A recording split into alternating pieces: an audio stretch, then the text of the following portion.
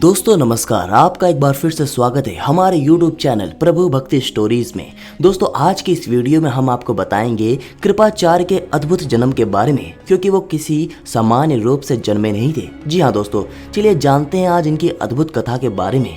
दोस्तों सबसे पहले अगर आपने हमारे चैनल को सब्सक्राइब नहीं किया तो अभी कर दीजिए, ताकि आप तक हम ऐसे ही रोचक वीडियोस लाते रहें। कृपाचार्य महाभारत के उन पात्रों में से एक है जिनके बारे में लोग ज्यादा से ज्यादा जानना चाहते हैं। कृपाचार्य को 7 चिरंजीवियों में से एक माना जाता है। वो कौरवों और पांडवों के गुरु थे।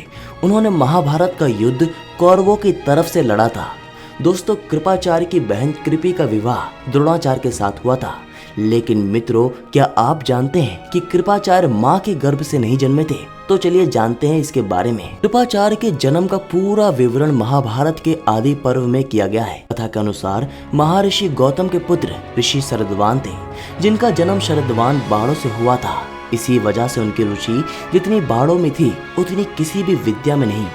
तपस्या से उन्होंने सभी अस्त्र शस्त्र प्राप्त कर लिए। शरदवान की गहन तपस्या और अस्त्र शस्त्र का ज्ञान देखकर देवराज इंद्र काफी भयभीत हो गए और उनकी तपस्या को भंग करने के लिए इंद्र ने जानपदी नाम की एक देव कन्या को स्वर्ग से धरती की तरफ भेज दिया। जानपदी शरदवान के आश्रम में जा पहुंची और उनको लुभाने का प्रयास करने लगी। शरदवान ने संयम से स्वयं पर नियंत्रण तो कर लिया, परंतु कुछ समय के लिए उनके मन में विकार का भाव उत्पन्न हो गया और इसी वजह से उनका शुक्रपात हो गया। दोस्तों फिर वही उसी समय अपने धनुष बाण और आश्रम छोड़कर वो वहां से चले गए। शुक्रपात होने की वजह से उनका वीर सरकंडों पर जा गिरा, जो भागों में विभाजित हो गया। कुछ समय बाद इन 2 भागों में 2 संतानों की उत्पत्ति हुई, एक कन्या और एक बालक। उसी समय वहां से हस्तिनापुर के राजा शांतनु गुजर रहे थे।